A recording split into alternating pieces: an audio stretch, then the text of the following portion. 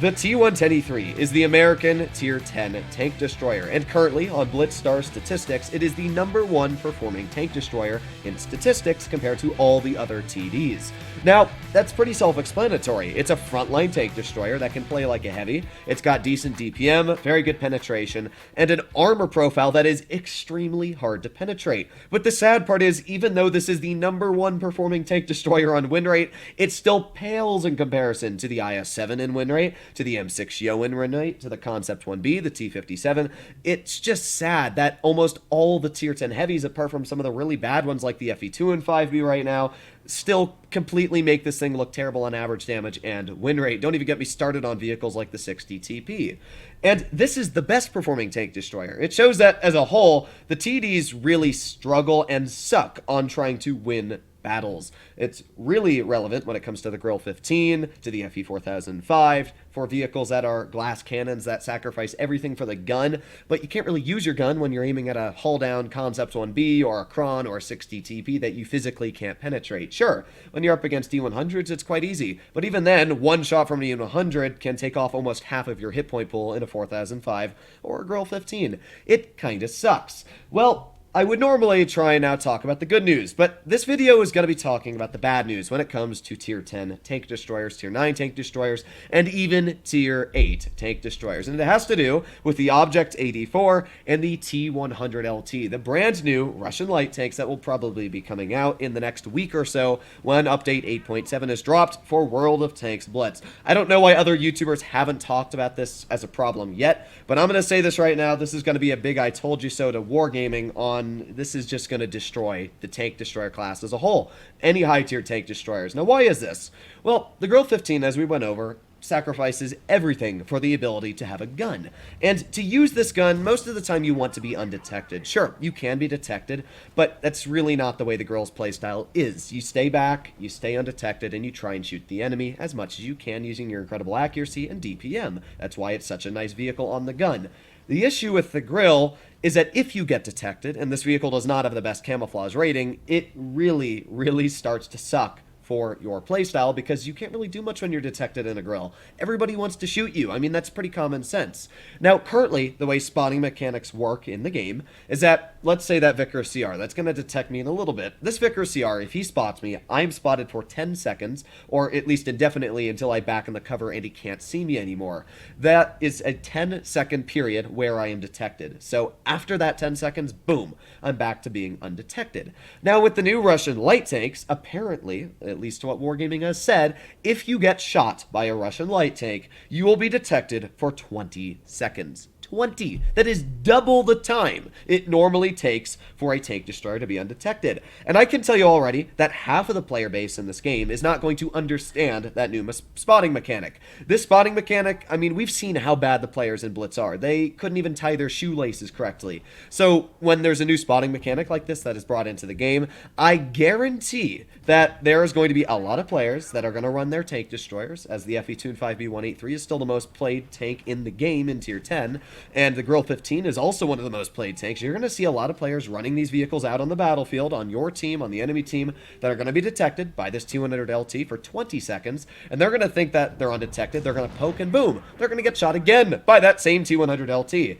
and then they're going to be spotted for another 20 seconds. That is stupid. It is really stupid. Not only that, but this is going to absolutely dominate the comp meta in Blitz. I don't know what Wargaming thinks they're doing here, if this is going to be some cool mechanic, but it's going to destroy tank destroyers. Now, a vehicle like the FE2 and 5B183, which is already quite a useless vehicle, is going to be outspotted by this light tank, and it's going to be shot once, and then it's going to be spotted for double the amount of time. I'm not going to pull out my tank destroyers anymore. It's not going to be fun. What's the point of playing them when some moron in a T-100LT could just spot you for 20 seconds, and then your game's basically prohibited for 20 seconds? I mean, that's such a pain. So, yeah, this is a bit of a rant video, because I am very infuriated that Wargaming does not see past the simple reasoning to why this will destroy tank destroyers. Why now running a vehicle like that 4005 there is going to be useless. I mean, this battle here I did okay, but obviously, I didn't really need the camo in this specific game. My team was winning this either way to 6 versus 1 right now. So this was a complete landslide stomp victory. But there are games when you need that camouflage. There are battles like when you're on mines. Imagine being on mines, just to put in an idea here. You're in a Jagdpanzer or really any tier 10 tank destroyer. And, oh yeah, a T100 LT shoots you. Okay, so now you're spotted for 20 seconds. Now that means the enemy team can see you for 20 seconds. Now you're out of the battlefield for double the amount of time you normally would. You poke again, T100 LT spots you, shoots you again, 20 seconds. I mean, that's stupid. It's just so stupid. And by the way, to what Wargaming has said, you do not need to actually penetrate the opponent to keep them spotted. So what that means is that you could just shoot them with an HE shell, you could just slap them in the track, you don't even need to pen them, and they'll still be spotted for 20 seconds. To what I'm aware, you might actually be able to shoot somebody across the map that you yourself have not detected, but because your shell hit that opponent, they're going to be detected for 20 seconds. I'm not sure if that's the case. We're going to have to find out. We'll do some testing. But yeah, I'm going to be honest. This new Russian light tank line is not making me very happy. I'm excited for the T100 LT. I'll be honest. I was excited for the concept behind this vehicle. The fact that it's a light tank with a similar gun to the T62A, some fantastic camouflage ratings, the best in tier 10 by far, great mobility, but Wargaming keeps trying to add these stupid new mechanics that makes tanks just overpowered. The 60 TP's gun is absolutely terrible, and it was actually supposed to be a bit better, but Wargaming decided that they were going to nerf the gun and leave on their stupid tungsten shells consumable. They do this every time. Instead of buffing or changing a vehicle, they'd rather leave the consumable on it and nerf the tank instead. We've seen this for the T110E5, the FE2 and 5B. Now look at the FE2 and 5B. Instead of just removing speed boost and reactive off that tank, they've absolutely destroyed the thing that's made the 2 and 5B so strong for so many years. So I'm very confident that if Wargaming wanted to act like the T100 LT was too strong, they wouldn't actually nerf the spotting mechanic. Instead, they just nerf the tank. They'd lower its DPM. Now, I'll be honest, the 200 LT statistically seems a little bit too strong as well. The tank has around 3,500 damage per minute, and it's a light tank. I mean, we all know that light tanks are supposed to suffer on DPM or some sort of mechanic, but it doesn't really seem like the 200 LT has a limiting factor. It seems like it's kind of got everything going for it. So, yeah, that's quite irritating. But the good news is that at least certain tank destroyers like this WZ-113 here will still be able to do its job on the battlefield. It's just more players that like driving vehicles like the Object 268, which boast a very good camouflage rating, players that like running the Grill or the 183, be prepared to feel even more useless as a whole in tier 10. And if you're on dead rail, I mean, imagine on dead rail being spotted by the light tank and now it's 20 seconds. You can't poke that hill for 20 seconds. I mean, it's just irritating. Either way, that's what I thought I'd just say in today's video, is that I'm going to tell you now that this will destroy the fun of tier 10 tank destroyers as long as you're playing up against a T100 LT. I mean, you're going to see double of these in platoons. It's going to be a spam tank. It's going to be used in comp like hell. And, I mean, I don't blame the players. It's definitely not the players' faults. But, yeah, not excited for that. Not excited in any way, shape, or form. I wonder if that shell actually hit that waffle. I'm not 100% sure on that. Now, let's talk about this battle, because enough about me ranting, enough about me doing my normal rant video.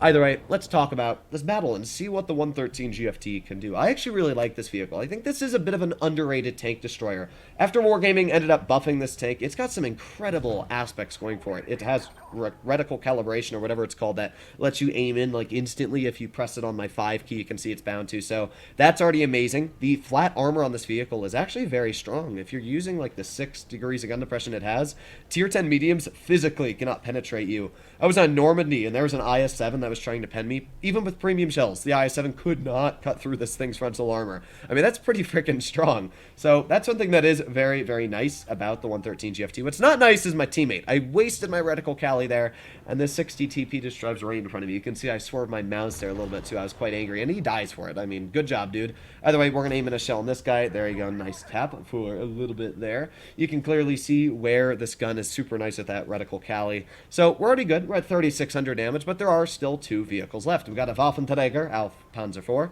and as well we got a FE2 and 5B 183. Now, both of these vehicles combined have around 2,400-ish hit points, so I got to be careful. Obviously, I know the 183 is somewhere on the back, and he's probably not looking at me, so there you go. Nice snap, back up, back up, back up. Oh, this tank actually has some pretty quick reverse speed. It makes it very good on repositioning, so there you go. Nice shot into the 183. That guy is now a one-shot, and you're going to notice a pretty clutch moment here. This 183 and Waffle were pulling around the corner at the same time. I did not want to shoot the Waffle, obviously, so I shot the 183. That's pretty common sense because I was a one-shot for one and not a one-shot for the other. Always prioritize the one-shots. And there you go. Now all we got left is the Waffle. Teammate's going to shoot him for 300 and HE shell into the side for 703. There you go. That was a 5,184 damage battle where we managed to block 1,500 damage in the 113 GFT. This battle, sure, it wouldn't have hurt the tank all too much. But there are games where T100 LTs are going to dominate, and they're going to make vehicles like the 4005, the Hori, Vosh, really most tank destroyers, even the Jagdpanzer, feel absolutely useless. Let me know what you guys think about this in Tier 10, Tier 9, Tier 8, because even the Object 84 is going to have the spotting mechanic, and that means it can do this down at Tier 8 as well. Oh well, it's going to destroy the game, but let me know what you guys think about it in the comments. Other than that, stay happy, stay healthy, and I'll be seeing you in the next one. Bye-bye.